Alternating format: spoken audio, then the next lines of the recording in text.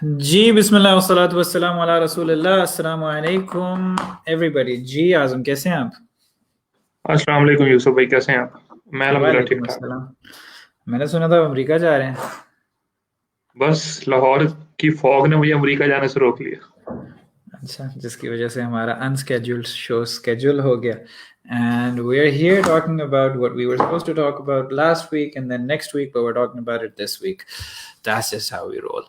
Gee, so let's kick it off. Azam, why did you want this topic to be discussed? Coddling, helicopter parenting, क्या चाहते हैं आप? सो I have been trying. मैं कोशिश कर रहा था कि काफ़ी दिनों से यूसुफ को मनाऊं कि हम ये टॉपिक करें, लेकिन यूसुफ वाज अवॉइडिंग, और उसके लिए मुझे थोड़ा प्रूव करना पड़ेगा कि ऐसा क्यों था, कि यूसुफ इस अच्छा। चीज़ से क्यों भाग रहा था।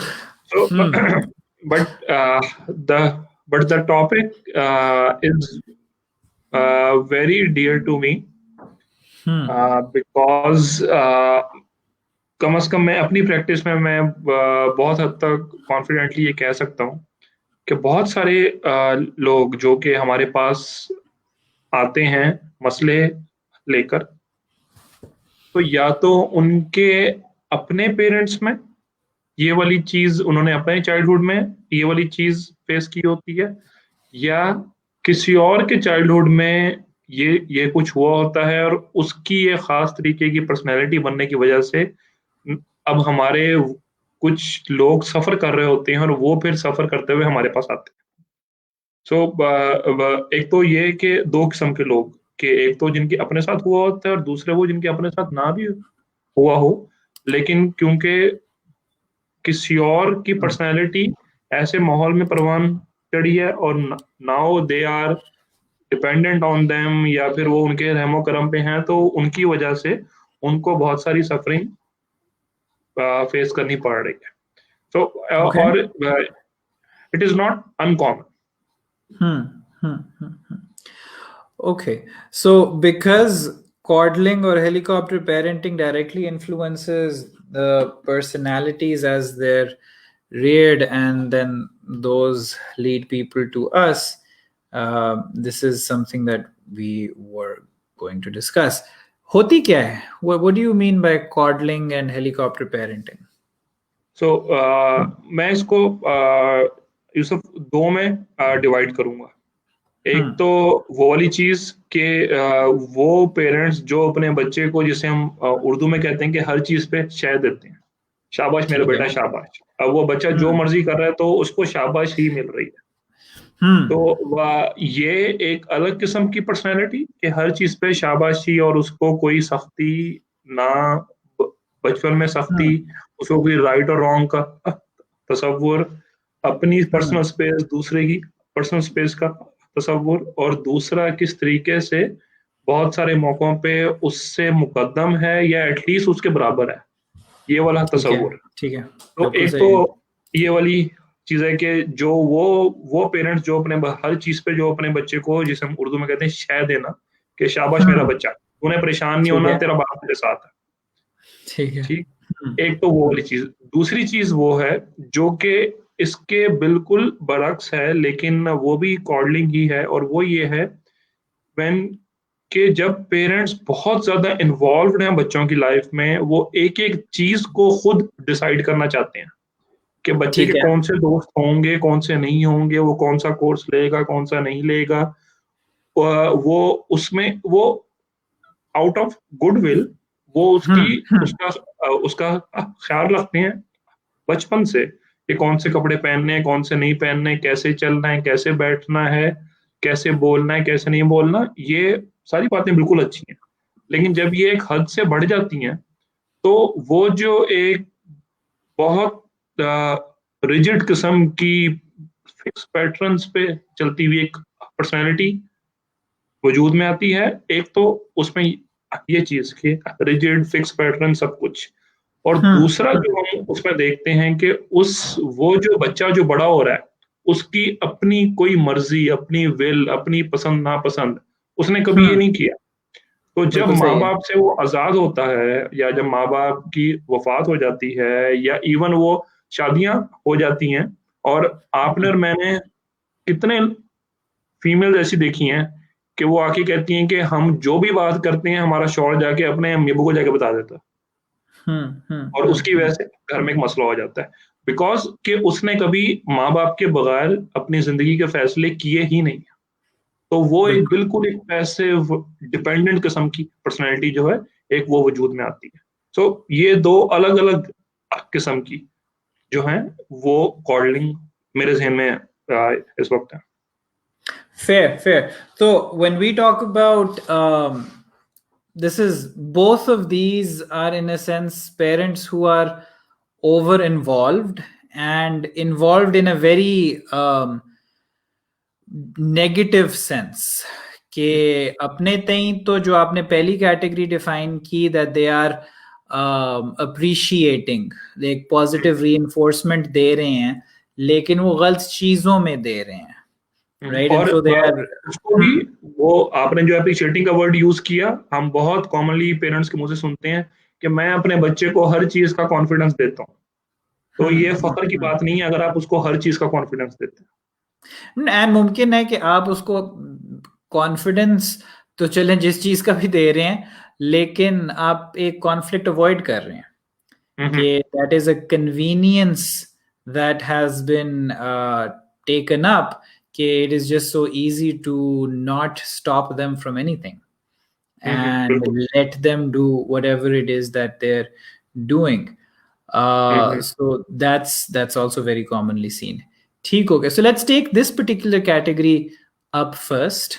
कि a child who is वो बाउंड्री सेटिंग उसकी नहीं हुई हुई, उसको कांस्टेंट रीइंफोर्समेंट मिली है अपने बिहेवियर, हर चीज पे उसको अप्रूवल मिलता है, हर चीज पे उसको कुछ there is no tough love, and when in the absence of that tough love, that child, क्या what can we what do we see, how do they turn out, school में कैसे होंगे, बड़े होके कैसे होंगे, what are we looking at? सो यूसुफ, एक जो बहुत कॉमन एक जो कंप्लेंट टीन टीनेजर्स में, बच्चों में हम लोग वो देखते हैं, वो होता क्या है कि घर में उन्होंने कभी ना नहीं सुनी। So when they are out, अगर उनको कोई थोड़ा सा कोई भी सेटबैक है, कोई फेलियर है स्कूल कॉलेज में, कोई टेस्ट जो है वो रह गया है, या कोई भी किसी रिलेशनशिप में कोई सेटबैक है, तो वो जो वहां पे जो रिएक्शन आता है कि लाइक वो उनके लिए वो सबसे अनहोनी चीज ये है कि उनको ना हो जाए। तो एक तो एक खास तरीके का हम बिल्कुल ये कह सकते हैं कि नार्सिसिज्म वजूद में आ रहा होता है, जिसको ठीक कोई है। ना सुनने की कोई आदत नहीं है, जिसको ये बिल्कुल नहीं पता कि मुझे किसी चीज से मना किया जाएगा, या मुझे कोई फेलियर होगा, या मैं कोई चीज चाहूंगा और मुझे नहीं मिलेगी। ठीक हो गया. तो this can result in two things, right? कि एकदम उनको वाकई में ना सुननी पड़ती है टीचर से, फ्रेंड्स से, वर्क प्लेस पे, या जनरली लाइफ से, right? Life doesn't give them what they expect. Life doesn't give them what they're always getting something other, or a lot of times they're getting something other than what they worked for or expected. Then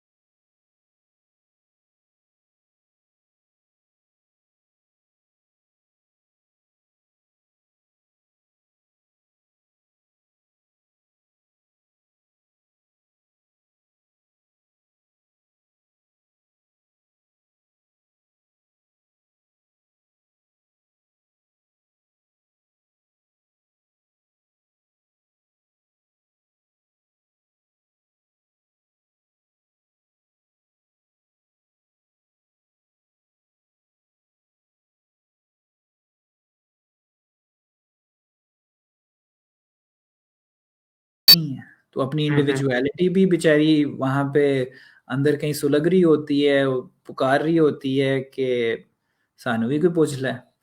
So there's that dimension as well. How do we see those, that what are the consequences of that particular kind of helicopter parenting? तो यूसुफ, इसमें भी मेरा ख्याल है हम बहुत आसानी से आगे इसको हम फर्दर 2 टाइप्स में डिवाइड कर सकते हैं. उसमें एक तो वो लोग जो कि बहुत स्ट्रिक्ट हैं, वो पेरेंट्स जो कि बहुत स्ट्रिक्ट हैं, वो सख्ती भी करते हैं, वो थोड़ा बहुत वो मारपीट भी, डांट डपट, गाली गलौज, वो सब कुछ. और वो बहुत, और ये हमें ये कहने में शर्माना नहीं चाहिए कि ये इनमें बहुत बड़ी तादाद वो उन पेरेंट्स की है जो कि खुद बहुत बहुत अच्छे तरीके से अपने मजहब पे को फॉलो कर रहे हैं. तो वो वाले जो पेरेंट्स हैं, अब वो पेरेंट्स वो बेशक वो उनकी नीयत अच्छी है, उनका काम अच्छा है, बट वो जो इंटेंसिटी है उनकी बच्चों को कि ये करो, ये ना करो, ये करो, और फिर उस पर जो सख्ती है, उससे क्या हो रहा है कि वो हम बच्चों में वो ऑब्सेसिव पर्सनैलिटीज जो हैं वो पैदा कर रहे हैं कि they become obsessed with perfection and control. और आपको और मुझे पता है कि हमारी फील्ड हमें ये बताती है कि इस तरह की पेरेंटिंग जो है वो one of the causes or one of the major causes of obsessive compulsive disorder. ठीक है. वो जब बच्चे की बचपन से ही, मतलब so it can go back to this कि बच्चे को बचपन से ही, बच्चा अभी 1 साल का है, बच्चा खाना खा रहा है, वो अपने कपड़े गंदे कर रहा है, वो फर्श पे गिरा रहा है, तो उधर ही उसको कहना शुरू, उस पे भी सख्ती कि मुंह ना गंदा करो, कपड़े पे ना गिराओ, जमीन पे ना गिराओ. तो वो जो सख्ती वो वहां से शुरू होती है. सॉरी, 1 साल के बच्चे को तुम्हारी नोजी क्यों निकल रही है? हाँ, तुम्हारी नोजी निकल रही है, नोजी साफ करो, जूता सीधा पहनो, शर्ट अंदर करो, बाजू से ठीक करो. तो वहां से और फिर और बच्चे को वहां से पता है कि अगर मैं ये, वहीं से ये चीज डेवलप होना शुरू हो जाती है कि अगर मैं ये पैटर्न्स फॉलो करूंगा तो मुझे अप्रिसिएशन मिलेगी, नहीं तो मुझे डांट पड़ेगी. तो वो वहीं से वो जो एक need for control, need for perfection, और एक डिस्टेस्ट फॉर एम्बिग्युइटी और अनसर्टेनिटी, तो वो वहीं से पैदा होनी शुरू हो जाती है. और वो एक ऑब्सेसिव किस्म की पर्सनैलिटी. तो एक तो ये वाली टाइप हम बहुत कॉमनली देख सकते हैं, और ये आमतौर पे अगर माँ बाप में से कोई बहुत ज्यादा सख्त है तब, और खास तौर पे अगर वो बच्चों में सबसे छोटा है, तो तब क्यों? बिकॉज वो माँ बाप, फिर वो जो सारे बड़े बहन भाई जो कि माँ बाप ने ट्रेन किए हैं अपने जानशीन, तो उसको वो 2 लोग नहीं कह रहे, उसको अब वो 7 लोग कह रहे हैं. And even what I think, जो भी whatever is religiously done, and parents के अंदर, if religion is religiously done, or if they are very successful professionals, and becoming those very successful professionals required for them to be religiously diligent with respect to their profession. मतलब एक बहुत सही फौजी discipline के साथ उन्होंने अपने उस सक्सेस के पैरामीटर्स को अचीव किया होगा, and they would want that to be replicated in their children as well. And when they go about it in the same disciplinarian fashion, looking to control, literally write down the script for their children's entire lives, कि उन्होंने school यहाँ जाना है, फिर college यहाँ जाना है, फिर यूनिवर्सिटी यहाँ जाना है, और फिर स्पेशलिटी प्रोफेशन ये चूज करना है, उसमें स्पेशलिटी ये चूज करनी है, और फिर इस मुल्क में रहना है या इस शहर में रहना है, और इस तरह की लड़की से शादी करनी है, इस तरह के लड़के से शादी. Everything's been scripted to the dot. And then if the child wants to do something else, and in our particular कि इट्स यूजुअली कि अच्छा जी हमारे बच्चे तो या डॉक्टर बनेंगे या इंजीनियर बनेंगे, वो बच्चे बेचारे को कुकिंग का शौक हो जाए या कोई आर्ट का शौक हो जाए, या वो कहे कि मैंने इनमें से कुछ नहीं, मैं फलसफा पढ़ना है, तो फिर जो क़यामत आएगी, तो हम्म। फिर जो उसको ताने मिलेंगे। या एमबीबीएस के बाद वो कहे कि मैंने साइकियाट्री करनी है। चलो दूसरी मेरी थेरेपी शुरू कर दो। ये मेरे ये ये अपनी मेरी कर रहे भी हो है। मेरी कर रहे pretty much the story of everyone who's part of this profession. It's going to create a complete chaos कि ये हो क्या रहा है, आप जा किधर रहे हैं, it's tantamount to बगावत। हमने तुम्हें हम्म। दूध नहीं बख्शना और क्या नाम है, तुमने ये खानदान का नाम और नाक और पगड़ी और वो सारी जो इज्जत उछालने वाली एनालॉजीज होती हैं, मिसालें होती हैं, वो सारी सामने आना शुरू हो जाती हैं। या फिर ये कि मेरा कोई एक बच्चा तो सही वाला डॉक्टर बन जाए। इंसानों का डॉक्टर बन जाए। तो there is that and we've seen right कि वीव सीन, जैसे आपने कहा कि this particular style of parenting, how this results in children becoming obsessive, कि पेरेंट्स चले जाते हैं, पेरेंट्स से उनका इवेंचुअली रिश्ता अगर किसी वजह से वो वाला गैप आ भी जाता है, वक्त की वजह से वो फौत हो जाते हैं या स्पेस दरमियान में आ जाती है, वो किसी और शहर या मुल्क में मूव हो जाते हैं, बट जो इंटरनल रिप्रेजेंटेशन होती है पेरेंट्स की, वो जो एक वालदा और वालिद की हमारी साइकी के अंदर रिप्रेजेंटेशन होती है, उसके साथ फिर उनका ये ताल्लुक चलता रहता है। And hmm. Unless this is identified, मतलब the parents are in वो they have a remote control, they can have they वो उनको फौत हुए हुए शायद डेकेड्स गुजर गए हों, लेकिन through that psyche they are still exercising that control। हम्म। और वो परफेक्शनिज्म की डिमांड करना और फिर वो एम्बिगुइटी को बिल्कुल एक्सेप्ट ना कर पाना, दुनिया को ब्लैक एंड वाइट देखना और ग्रे कहीं नजर भी आए तो उससे नजरें ओझल कर लेना, और अपने बाद वालों को भी उसी ब्लैक एंड वाइट सांचे में ढालने की कोशिश करना, and the chaos that results। I mean, the reality that we live in is gray in so many different ways. And there are so many different shades of black and white. I mean, there's an entire color spectrum. And there's no hard boundaries between any two colors. For them to be, they fail to see that. And which is why they will become cultish, they will become rigid, they will become intolerant, किसी दूसरे को accept कर पाना, उनकी individual differences को acknowledge कर पाना, it is utterly impossible. It is my way और the highway. I am the only guided person in the world or my group, and everyone else is misguided, बाकी सारे जहन्नमी। I mean, we see this manifesting within a social setup, and it literally takes lives।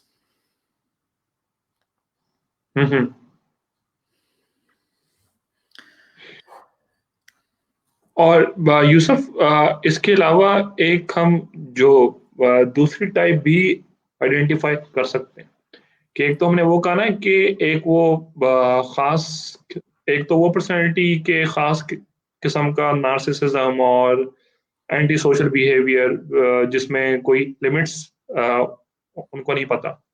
दूसरी हमने वो की कि जो कि अगर हम उसको ब्रॉडली ऑब्सेसिव कंपल्सिव टाइप कह सकें। एक तीसरी टाइप वो कि जिनों का कि जिनकी तरफ आपने इशारा भी किया कि उनका बचपन से लेकर अब तक शर्ट कौन सी लेनी है, पेन कौन सा लेना है, जूता कौन सा लेना है, उन्होंने अपना कोई काम खुद नहीं किया। तो जब और हम ये वो टाइप है कि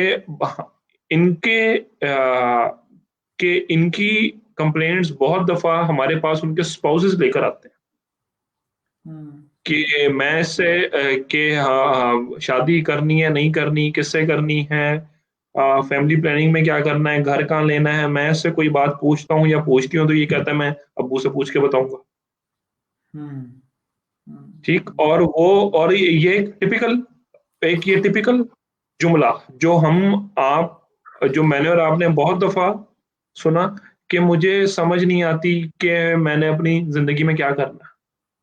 और जब हम्म, हम देखते हैं तो वो होता ये है कि क्योंकि बचपन से कभी कुछ खुद नहीं किया, अपनी कोई पसंद नापसंद, अपना शौक कुछ भी नहीं है, तो जो भी कुछ था, जो भी अनलिव्ड लाइव्स थी पेरेंट्स की, उनको पूरी उम्र अगर पेरेंट्स ने जबरदस्ती अपनी जो अनफुलफिल्ड विशेस थी वो आपसे पूरी कराई हैं, तो ऑफ कोर्स कि अपनी पसंद नापसंद नहीं है।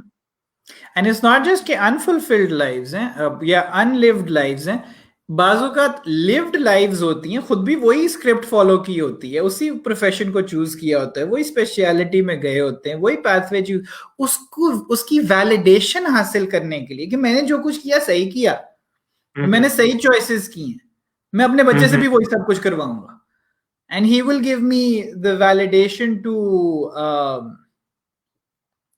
the to that I did it all right, and that matters so much. And जो हम बात करते हैं, जैसे आपने कहा कि spouses come with these complaints and they add on to this, did I marry him or did I marry his parents, or did I hmm. marry her or did I marry her parents? Why hmm. can we not be a couple? Why do we have to involve so many different people in our personal space? Why is there no personal space for us? या हम्म। इससे भी आगे बढ़ के हमारी ये umbilical cord इसकी अभी तक क्यों नहीं कटी? हम्म। ये अभी तक अपनी अम्बिलिकल कॉर्ड को साथ लेके क्यों फिर रहा है? And I think it's a hmm. very helpful analogy.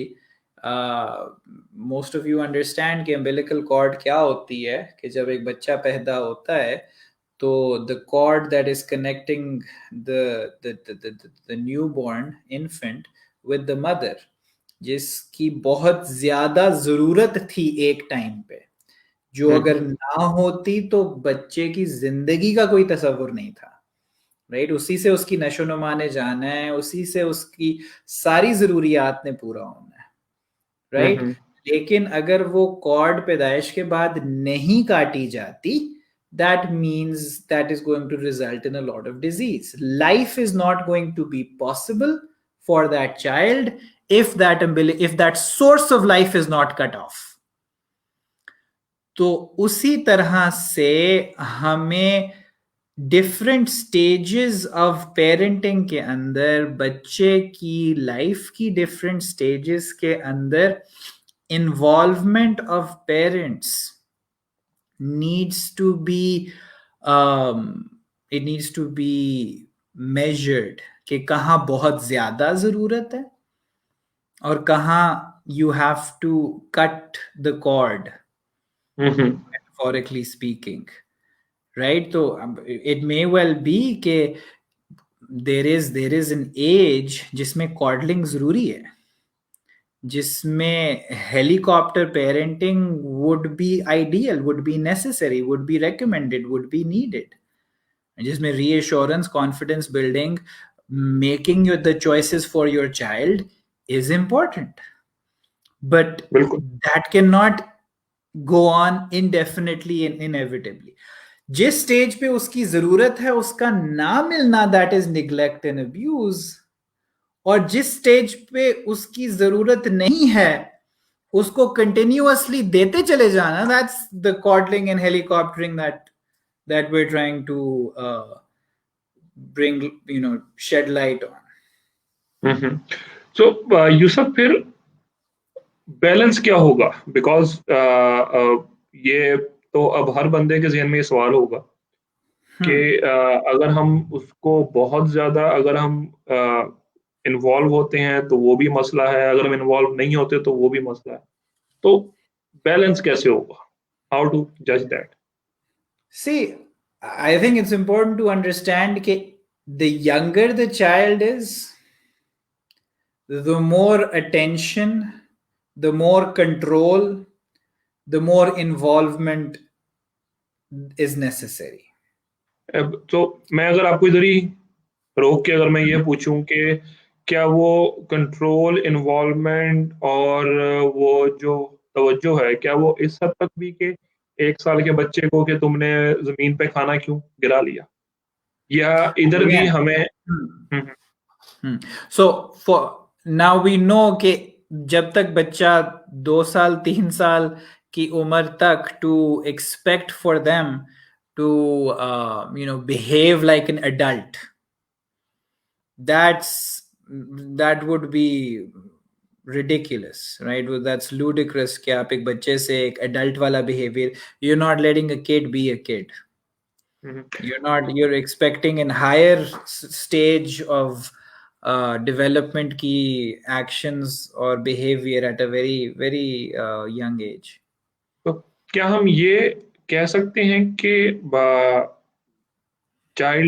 कोई भी चाइल्ड वो 6 महीने 1 साल 2 साल वो जैसे जैसे बड़ा हो रहा है, आप जो मैनर्स चाहते हैं उसको सिखाना, उसको वो सिखाएं जरूर, लेकिन अगर वो नहीं कर पाता तो उसको डांटना, उसको मारना, उसके वो ना कीजिए। और सख्ती अगर करनी है तो सख्ती सिर्फ उन चीजों पे जिससे चाइल्ड को या उसके आसपास किसी और को वाकई कोई खतरा नुकसान हो। पहुंच सकता है। जैसे मिसाल के तौर पे कि अगर वो बच्चा छुरी पकड़ रहा है, उस पे आप बिल्कुल उसको डांटेंगे। वो स्विच में हाथ दे रहा है, उसमें आप बिल्कुल उसको डांटेंगे।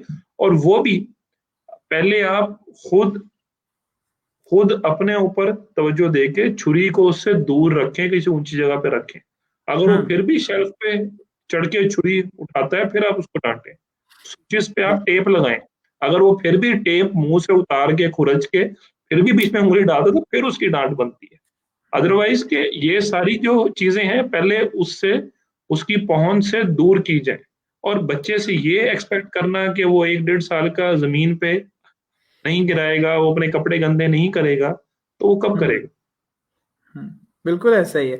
आई मीन आप बच्चों से ये एक्सपेक्ट करते हैं कि वो as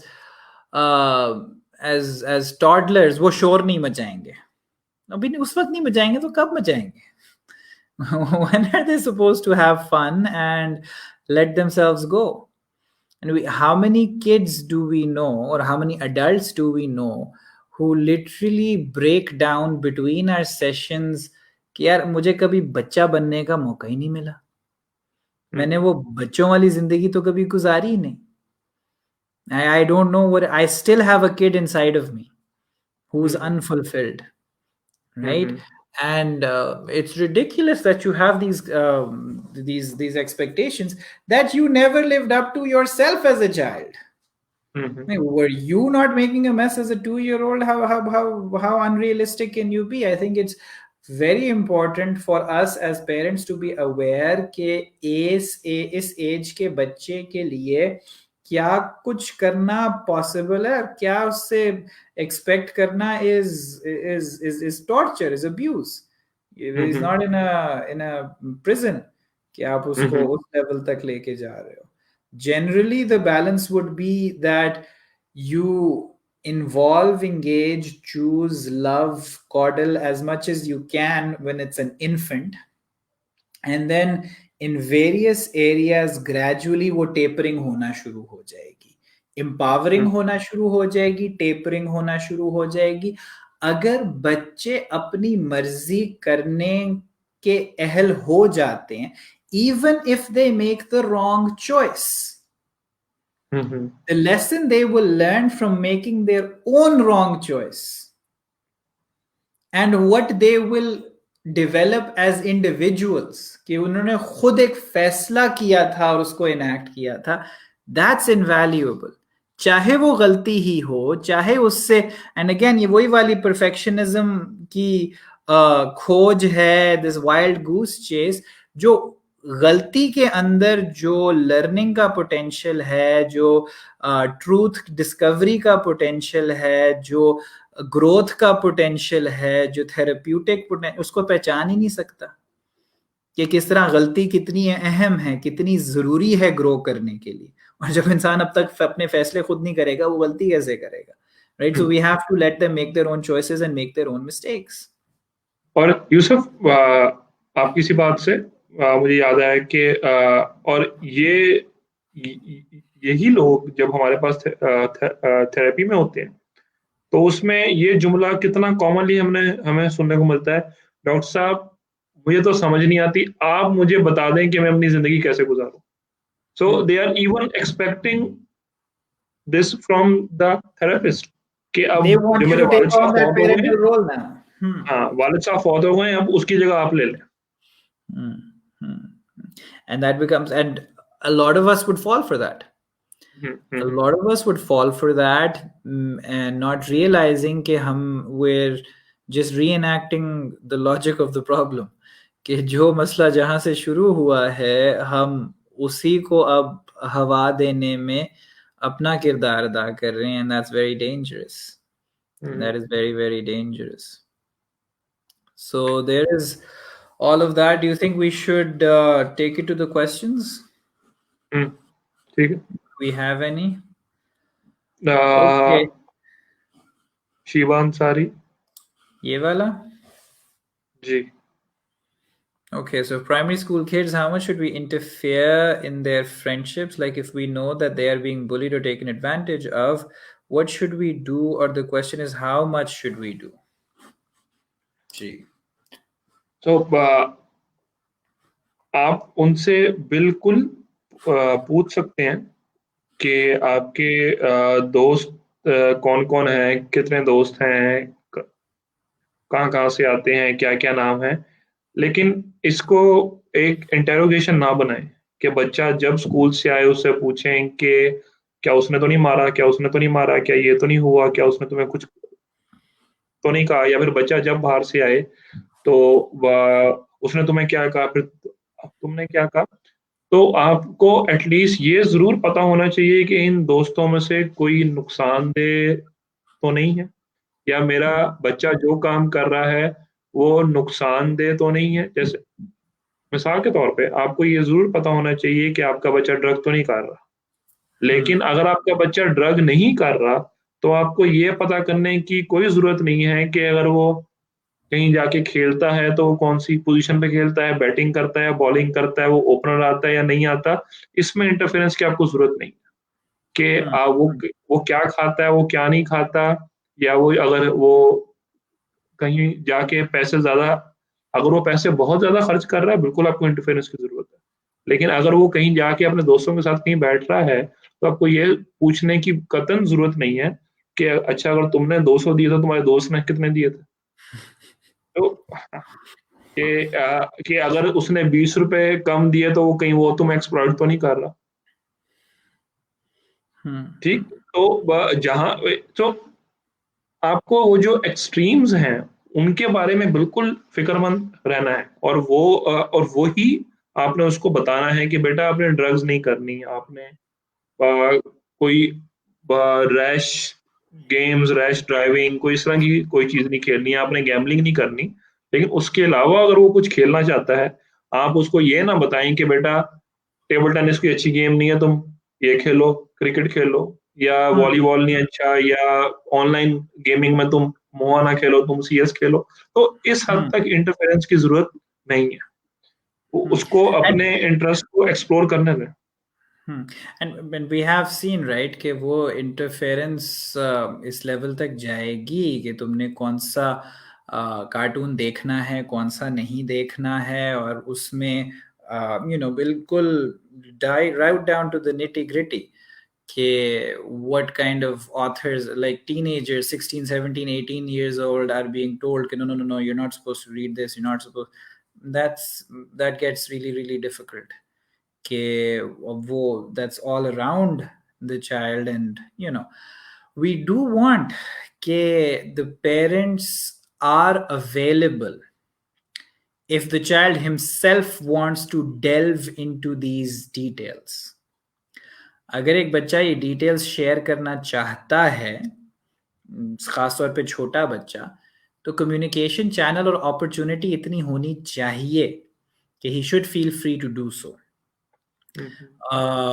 And that's probably going to be key कि हमने वो कम्युनिकेशन चैनल जिंदा रखना है, उसको सफोकेट नहीं करना कि उसमें इंटेरोगेशन शुरू हो जाए. लेकिन जब वहां से, for example, if there is bullying taking place at school, the child should feel comfortable to come and talk about it with their parent and should not fear कि अगर मैंने बताया तो मुझे ही डांट पड़ेगी, and therefore have to live with it for an indefinite period, right? So our focus needs to remain on making sure that that communication channel is open. Shiva Ansari ने दूसरा कमेंट ये किया कि she is asking about primary school girls.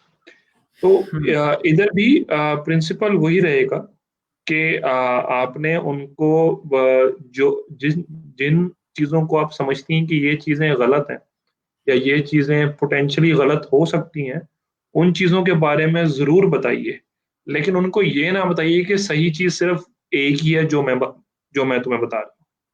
और बहुत छोटी छोटी मिसालें इस तरह की हो सकती हैं जहाँ पे आप बच्चों की वो जो इंडिविजुअलिटी है उसको ग्रो कर सकते हैं.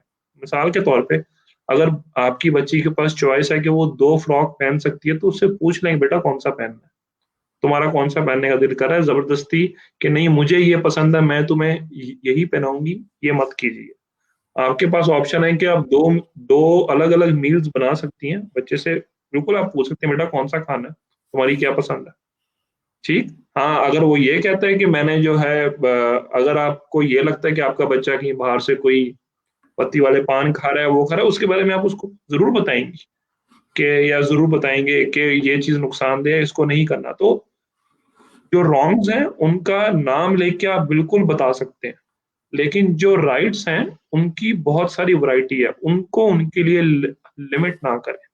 वो उन पे छोड़ दें कि उन्होंने उसमें से क्या चीज चूज करनी है. Okay, चलो जी. How much should we interfere in a teenager's life while living in an un-Islamic country, which is practically the entire world, where parents are totally blank about their interests? इन्हीं का एक second comment है नीचे. हाँ, especially regarding social media, what checks are appropriate? ओए, अच्छा जी. तो इसमें मैं ऑफ कोर्स मैं जो जिन्होंने क्वेश्चन पूछा मैं उनको नहीं कह रहा, लेकिन एक बहुत जो एक्सक्यूज बहुत कॉमन एक्सक्यूज है पेरेंट्स का कि हमें नहीं पता कि इसमें क्या होगा, इसमें कोई बुरी चीज हो सकती है, इसलिए हम इसको मना कर देते हैं. तो बतौर पेरेंट्स ये आपकी जिम्मेदारी है कि आपको बदलते वक्त के साथ जो नई चीजें आ रही हैं उनका पता हो.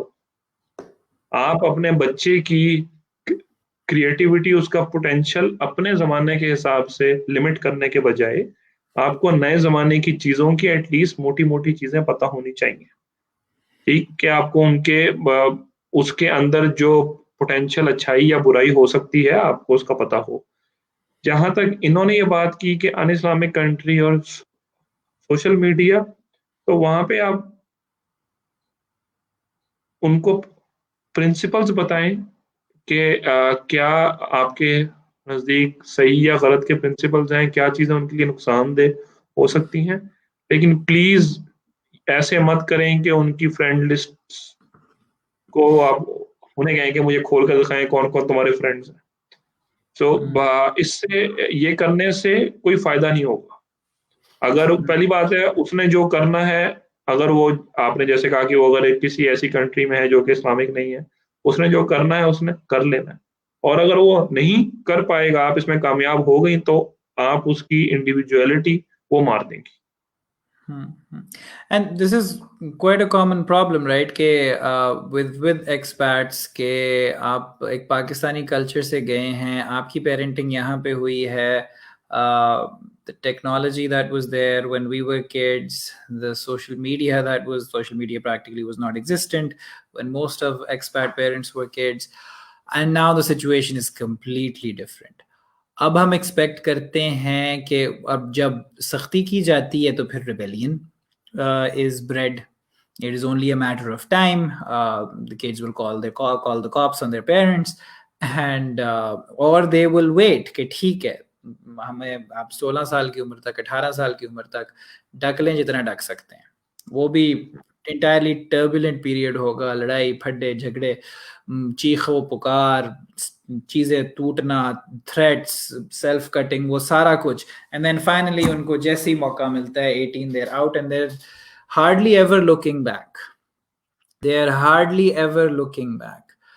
So the idea इसमें ये नहीं है कि आप डिसिप्लिन कितना करें कितना ना करें, क्या चीज अलाउ करें क्या चीज ना अलाउ करें.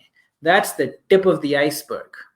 You missed the point a long time back. Is there a genuine communication channel, emotional connection with the children or not? पहली चीज. दूसरी चीज, using that communication channel and emotional connection, were you able to connect the children to your parent culture? And if you were not able to connect them with their parent culture, सबसे बड़ी गलती जो हम करते हैं ना सिर्फ as expats, सबसे ज़्यादा as expats in foreign countries, but also now in Pakistan, कि अपने बच्चों को उस कल्चर के साथ जिस लैंग्वेज ने उनको कनेक्ट करना है वो लैंग्वेज ही बच्चों को नहीं आती. सो ना सिर्फ वो लैंग्वेज उनके लिए एलियन और फॉरेन होती है, वो कल्चर और उस कल्चर की सारी वैल्यूज और डूज एंड डोंट्स उनके लिए एलियन और फॉरेन होती हैं. And therefore, for them, with all the social pressure, the peer pressure that they have to remain within the parents' expectations is exceedingly difficult. And that's where the challenge has reached the next level. और फिर यहाँ से discipline होगा, वहाँ से rebellion होगा, ये एक विशियस साइकिल चलता चला जाएगा. And we are practically ensuring that the child has disconnected from most. And we see so many first generation Americans, Brits जिनके parents पाकिस्तान से गए थे, who are literally ashamed of anything Pakistani, of everything from their parent country. चाहे वो language हो, वो कपड़े हो, वो खाने हो, वो जो कुछ भी हो. वो लोग जो रेसिज्म के खिलाफ इतना बढ़ चढ़ के अपने बाकी फेलो अमेरिकन्स के साथ आवाज उठाएंगे, they are so racist against their own parent culture that it is mind-boggling. Okay, for them, everything about their parent culture is inferior. And I'll say this outright. जब हम कुछ करते हैं which is worth something intellectually or socially or whatever, something like this is happening in Pakistan. I mean, where is that coming from? Where is that coming from? That the idea of where Pakistan is or what is possible in Pakistan, as opposed to where the rest of the world is and what the possibilities are there, it is so deeply entrenched that everything superior is automatically Western. And everything Eastern or everything Desi is by default inferior. It's incredibly deplorable. And then we expect कि पता नहीं इनको क्या हो गया. ऐसे तो हम तो ऐसे नहीं थे। चलो भारत की करिए। So, Yusuf, I think that should be all. That should be all. So that's a wrap. Thank you so much, people, for joining us, for your questions, for participating. There was some technical difficulty or the other, because of which this could not go live from all our pages, but it is what it is, and we'll be posting the video. So thank you all. Thank you, Azam, for bringing this to us and having this discussion. We look forward to our next session. And until then, Allah you all take Hafiz. care of yourselves. Assalamu alaikum warahmatullah wa akhiru da'wana. Alhamdulillah.